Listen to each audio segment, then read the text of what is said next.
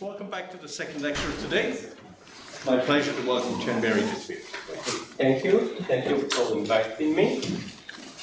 So the first thing that I want to say is what are the groups that we are talking about.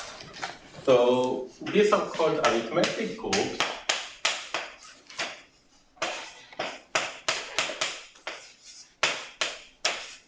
So for example, you have SL2Z or SON 1Z, and on the other end, you have SL NZ, but now n is greater or equal to 3. What group I wanted to write more? You can, if you can take SL2 Z1 over P, where P is a prime, or let's say, and you can also take a group which will be looked slightly strange for, at the moment, but we'll get back to it later. You add to Z1F, but now you take the quadratic form F to be just this quadratic form, and let's say that n is greater or equal to alpha 10. So I wrote these groups in two columns because there is a significant difference between both sides. These are what's called rank 1 arithmetic groups. So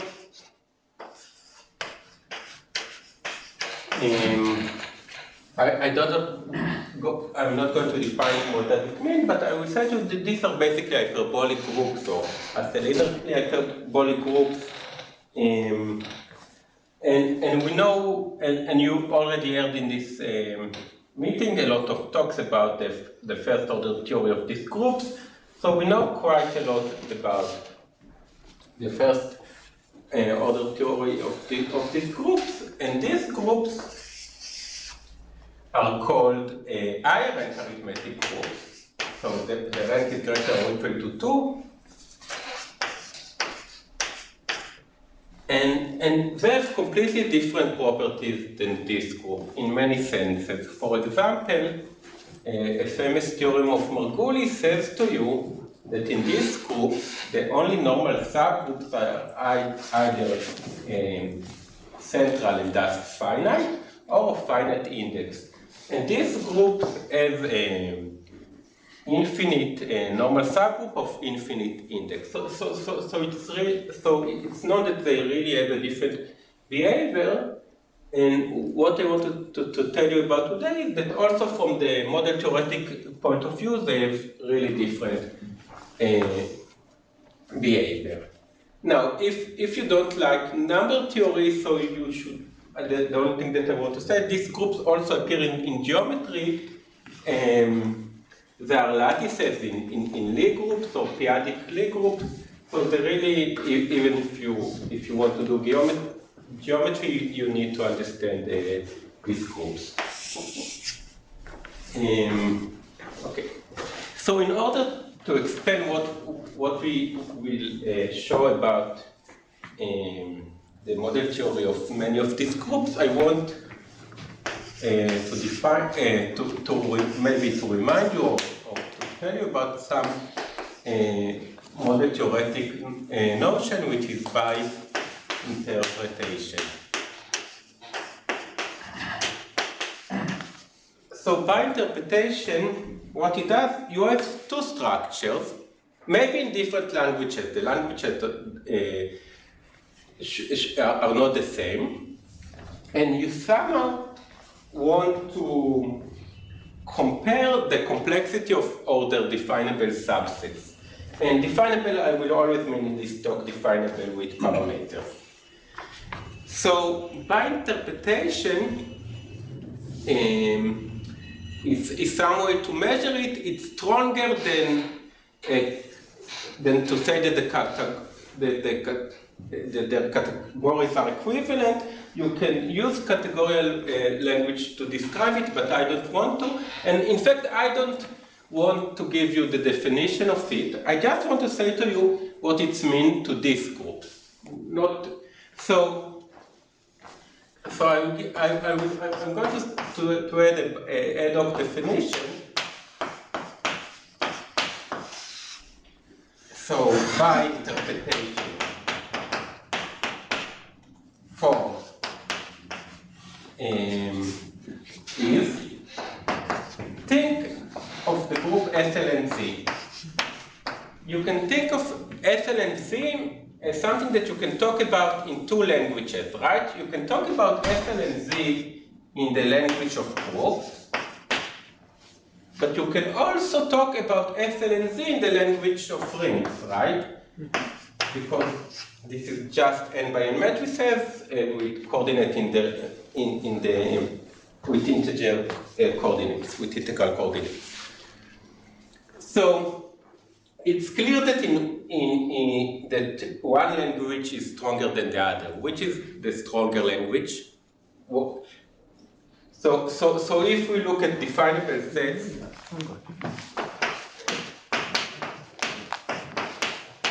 in a group and definable sets in L rings.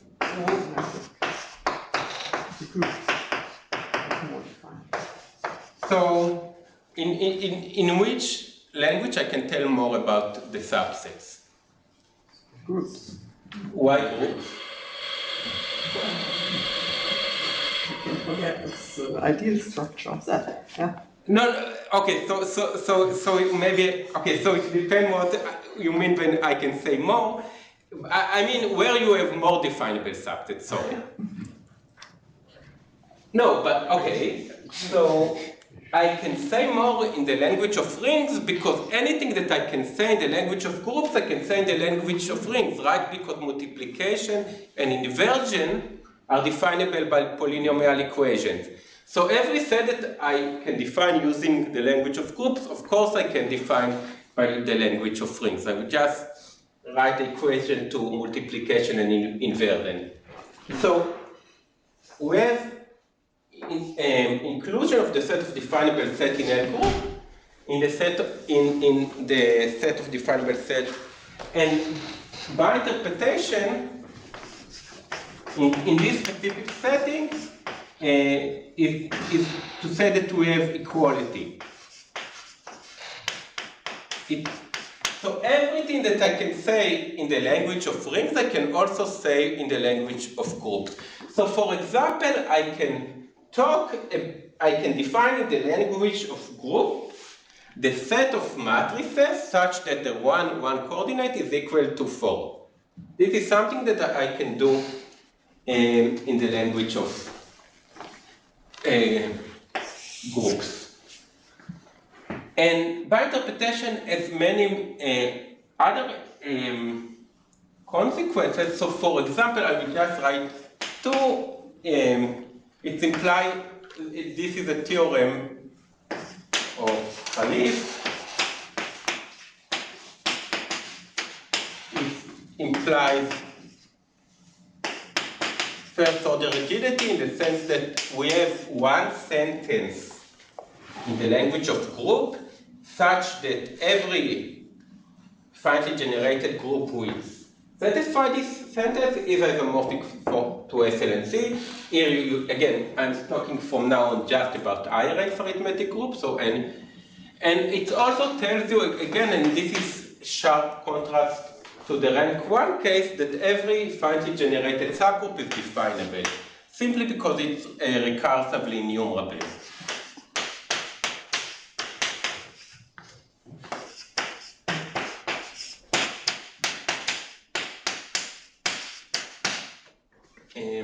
Okay, so I want to prove this theorem. It's not hard for SL3Z that you can actually talk about the coordinates in the language of groups.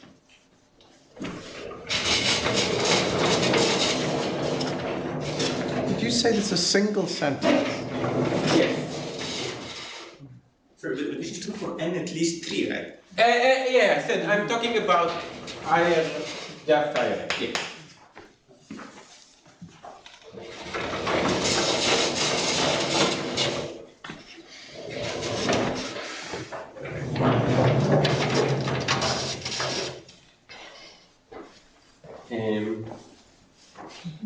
Okay. So the first thing, if you want to prove by interpretation with Z, somehow you have to define the ring Z with your in the group. So how do you define the ring Z in a group? So the easy part is, no, the easy part, the basic idea is that if you take infinite cyclic groups, it's already gives you the addition in Z, right? Now, because the powers will correspond to addition.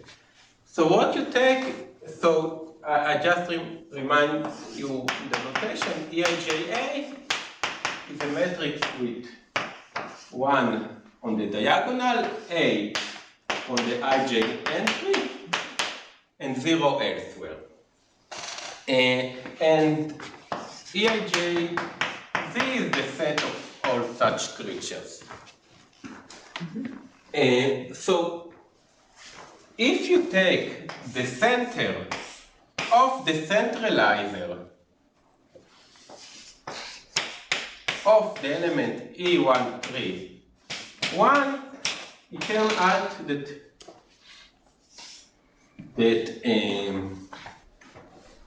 it's not a hard computation in this case that you get E1, 3, Z. And this is a cyclic subgroup. This is a cyclic subgroup that is generated by E1, 3, 1. And you have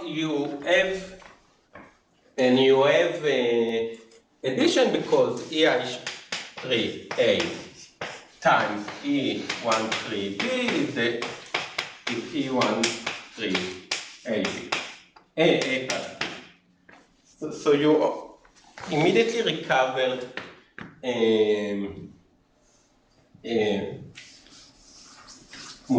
addition. How you recover multiplication? So you take this matrix,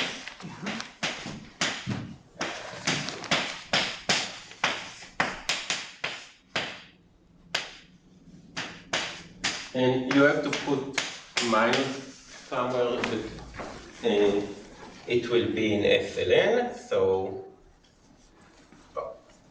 sorry. Yeah, okay. So here, so just I will be, let's call this A. Here you take this minus, and here you take this to be minus. So what you get is that A, E13,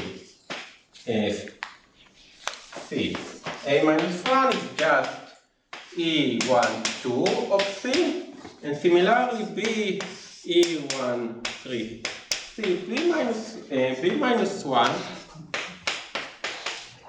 is E32C. And now,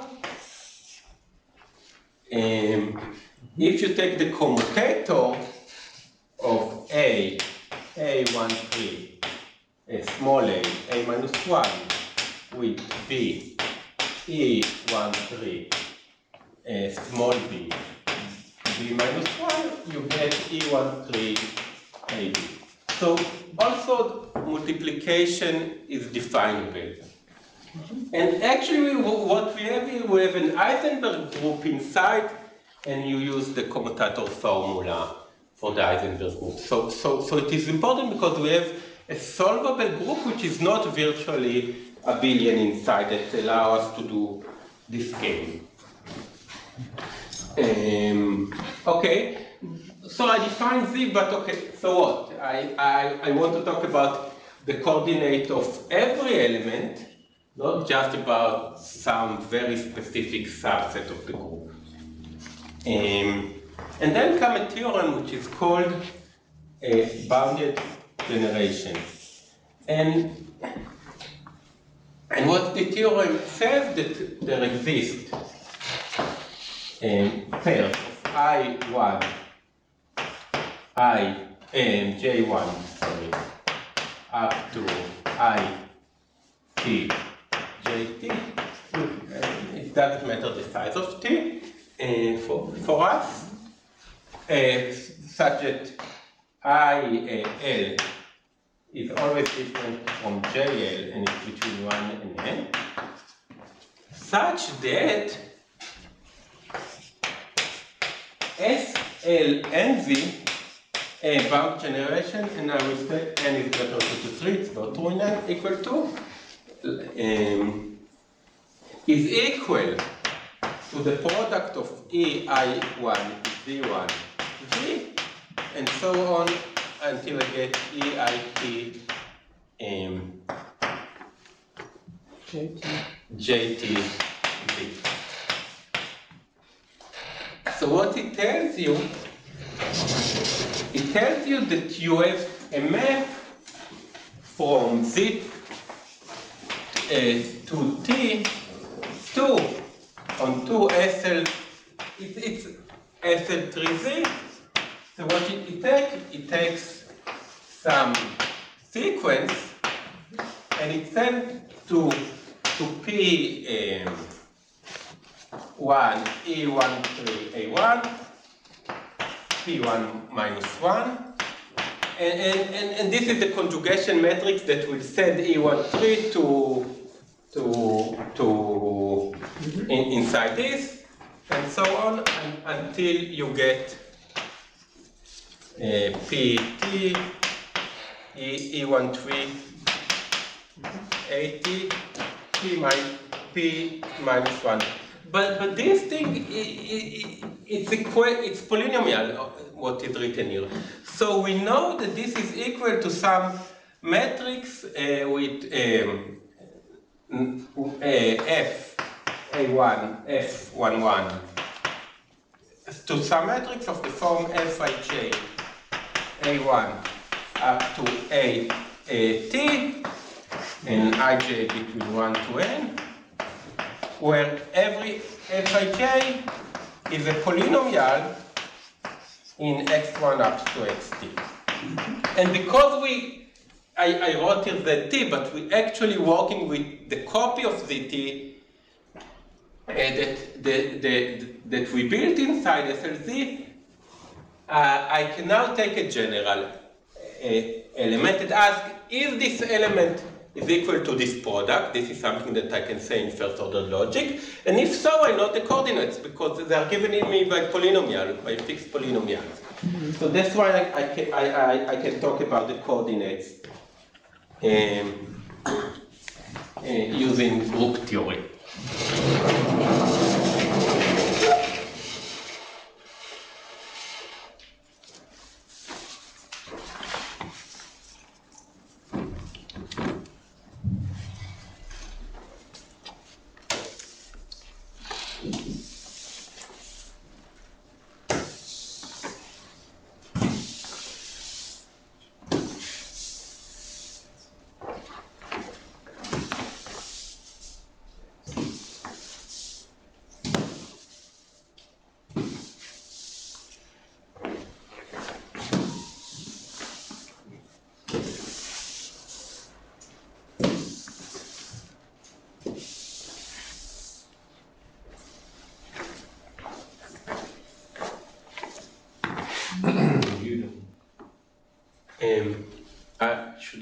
You should clear it. I should.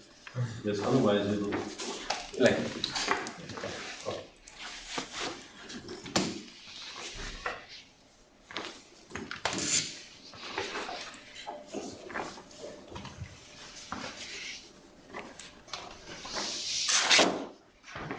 No, start from the top. The water's always flowing down. Now you know that I never cleaned my car window.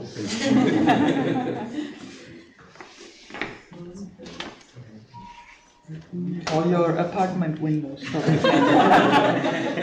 Well, yeah. Okay, so there was two so there was two key elements in the proof. The first thing was the existence of elementary matrices. And more generally, you don't have to work with elementary matrices. Elementary matrices are special kind of unipotent element. And in a unipotent element, it's just a matrix such that all its eigenvalues are 1. And the second ingredient was that somehow, once we constructed a copy of our group, of the ring Z, finding many products of this copy or conjugate of this copy covered the full group. So, as I told you, there are other kind of higher rank arithmetic groups. So let's, I remind you, F is from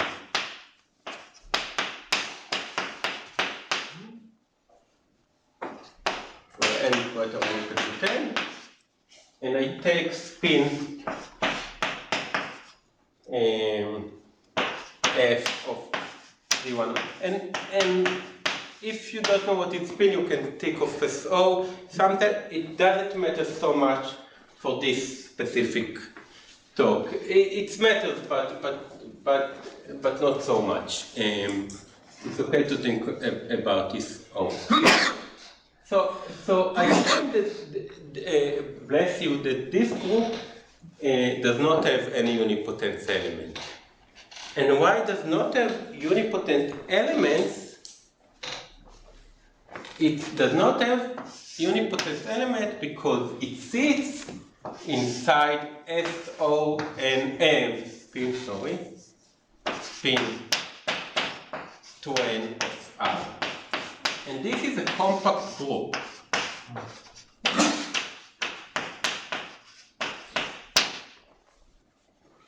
And compact group cannot have unipotence because when you have a unipotent element and you take powers of it, it goes to infinity. Just think of it as being in Jordan normal form, and you see that when that you take powers, it goes to infinity. This group cannot have this unipotent element. But not, and also the second property that we talked about, that you have a cyclic subgroup that somehow finds many, that you are the product of finding many cyclic subgroup, does not hold in this group. So this is, I'm saying this, I'm just saying this, but this is not a trivial thing. In fact, it was an open problem, quite famous open problem for many, many years, and it was proved, I don't know, something like around 2 years ago by Rapinchuk, Korvaja, Ren, and Zanier, and it uses non-elementary number theory in order to prove that such a property cannot hold. So we also want to deal with this kind of group. Now you can ask yourself why we want to do to deal with this kind of groups, because this group is a lattice in a periodic Lie group. Now I can take a slightly more complicated form and also transform it into a lattice in a real Lie group. Now, if you have a lattice in a Lie group and you don't know nothing about the subject, and somebody tells you you have two kinds of lattices.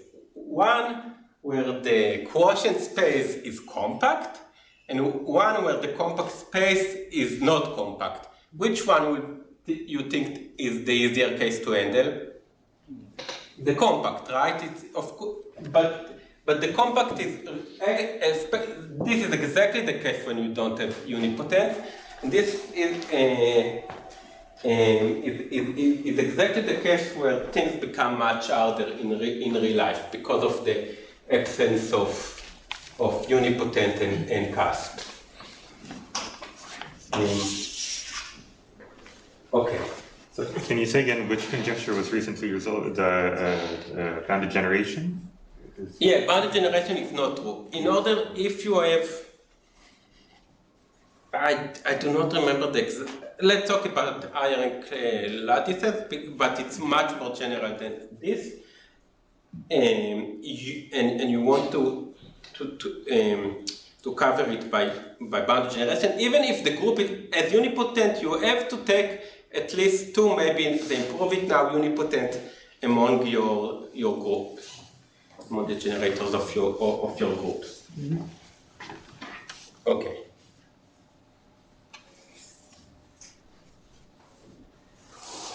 So before continuing, I want a definition. I need a definition, at least. So let gamma be a group.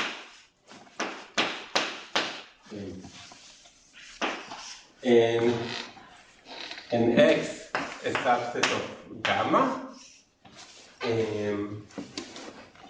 So the width of X is the minimal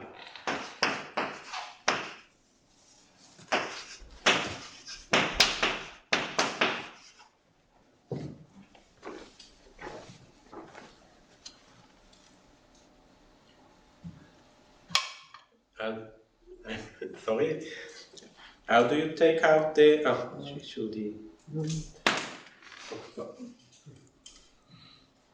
this is one way to take it out. Is the minimum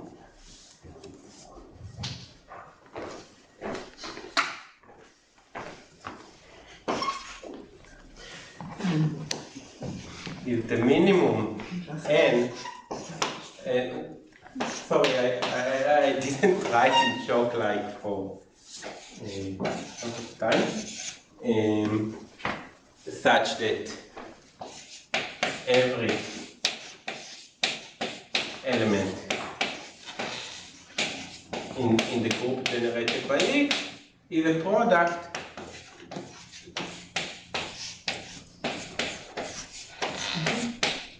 of at most, is the minimal of at most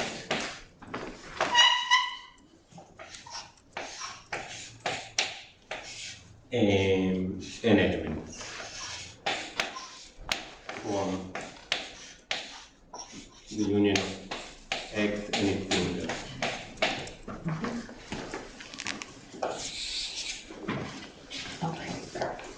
Okay, so in other words, if it's more convenient to you, it's the diameter of the Kelly graph of the subgroup generated by X.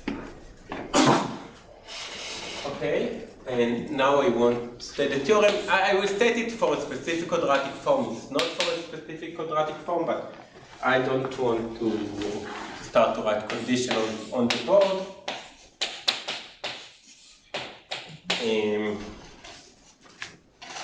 So there exists Cn such that for F, so let me just call this ring O and spin F with G, such that for every G in GO, the width of the conjugacy class in GO of G is at most Cn times the width of the conjugacy class of G, but now as an element in spin over R. And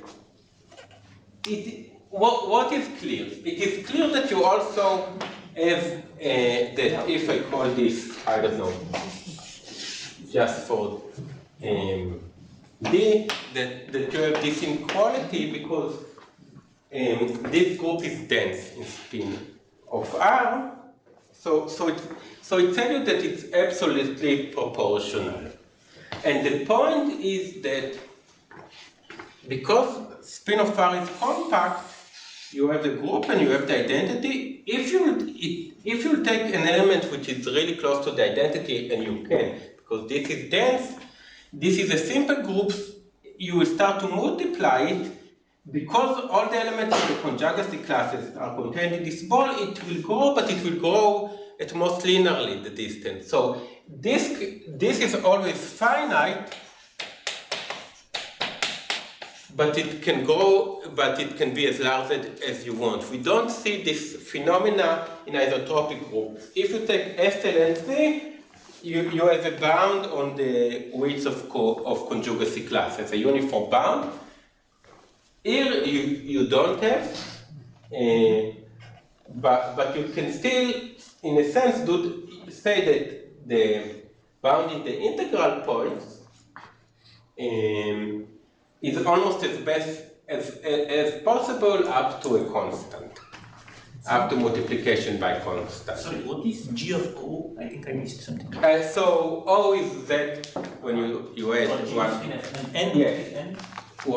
What is N? What? What is N? Where is N? So CF, sorry.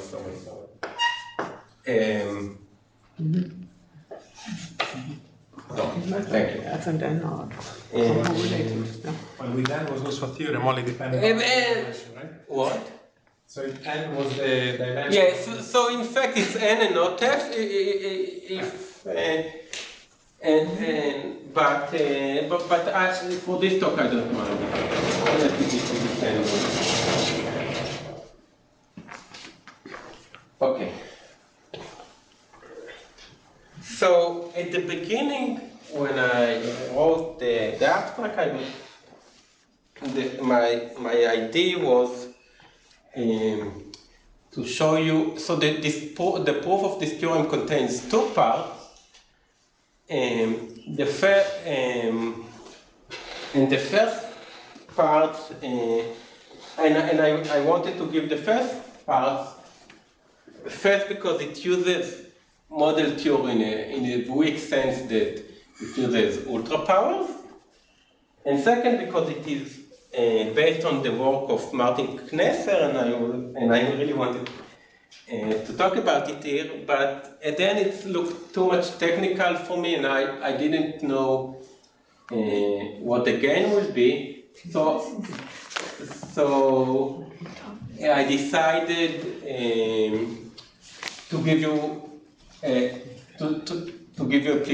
the application for the model theory using this theorem.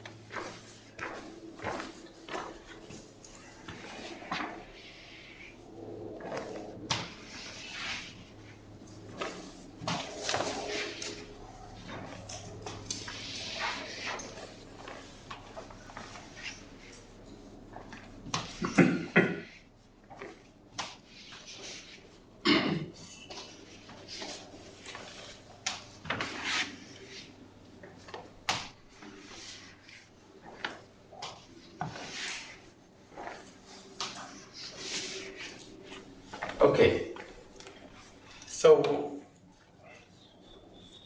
one more definition, and then I will give you the picture of the proof.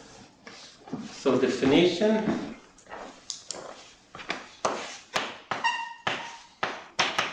So I is an ideal of O, and it's not zero, and I remind you what is O, it is Z1 over 2. So we have a map rho I from GO to GO modulo I. And we call the and we denote by G of I the kernel of rho I. So such a group is called the congruent subgroup. And the thing that these theorems allow you, what is allow you, is to to quantify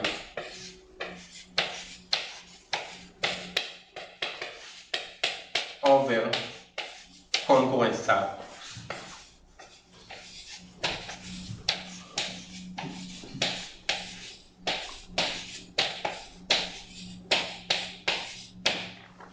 Because, right, the width of an element is not bounded, but if you take a congruent subgroup, it's a finite index subgroup, so it's also denser. So I can always find an element which sits here inside any congruent subgroup, and then I get a uniform bound, right? Because if this element sits here, the width here depends just on the distance from the center. So every congruent subgroup contains an element such that the width of its conjugacy class is at most 100. And I can talk about 100 products of the conjugacy classes in first order next.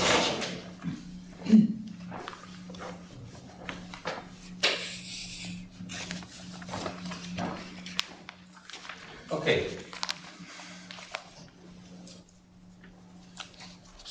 So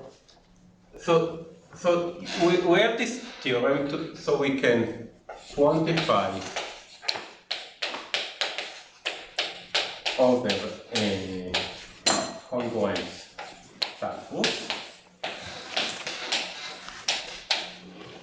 and then we can quantify over finite subset. I will be really happy if I will have time to explain these steps. It really goes back to the work of Robinson on the model theory of algebraic number field. And then we can interpolate the ring.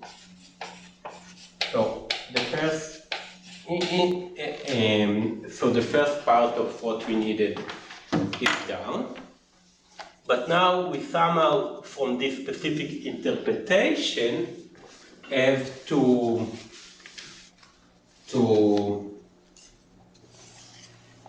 build to understand all the coordinates. And I told you we don't have bounded generation. It's not true.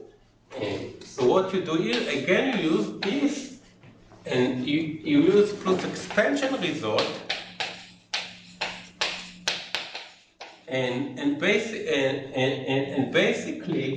what the thing is, the two elements are equal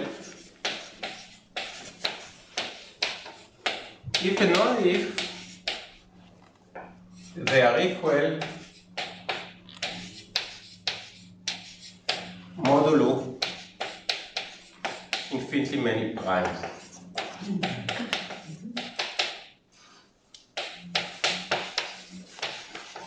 So you cannot take a product of finitely many subgroups that will cover the group, but you can take such a product that modulo infinitely many primes will cover the quotient. And then you do the same thing. You check it in each of the quotients, and if they pass every test, they are equivalent. Okay. So I will definitely give a proof for this. It's also the idea of Robinson. I think that I wanted the time to explain this.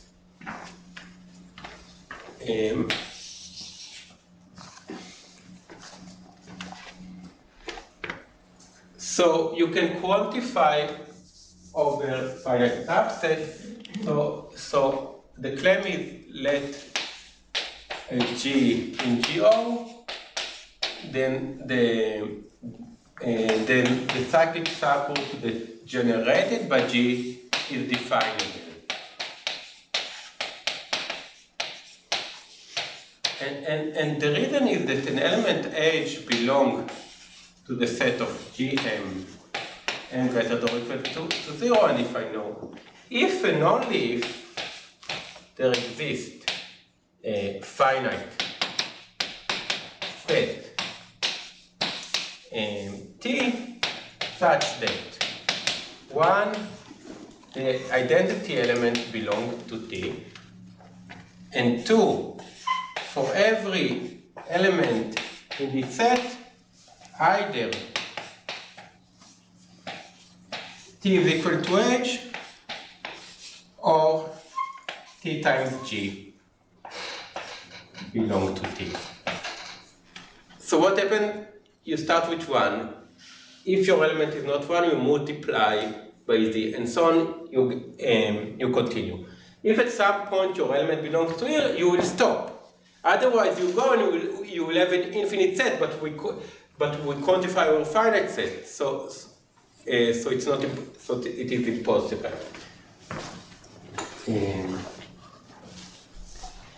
Okay. So cyclic subgroups are definable, and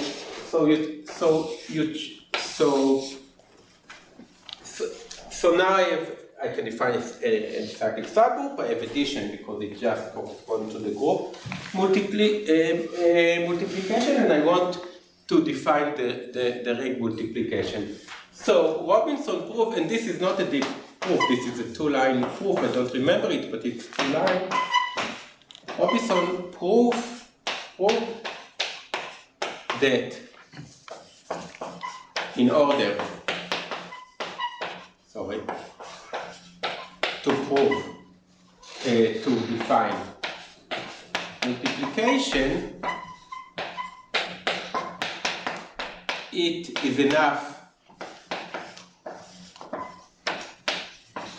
to define, once you have addition, and we have addition, divisibility.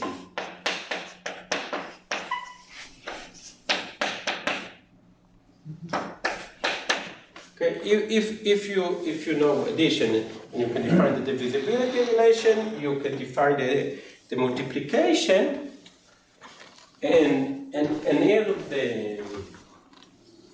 the last thing is to notice that M divides N if and only if what happens?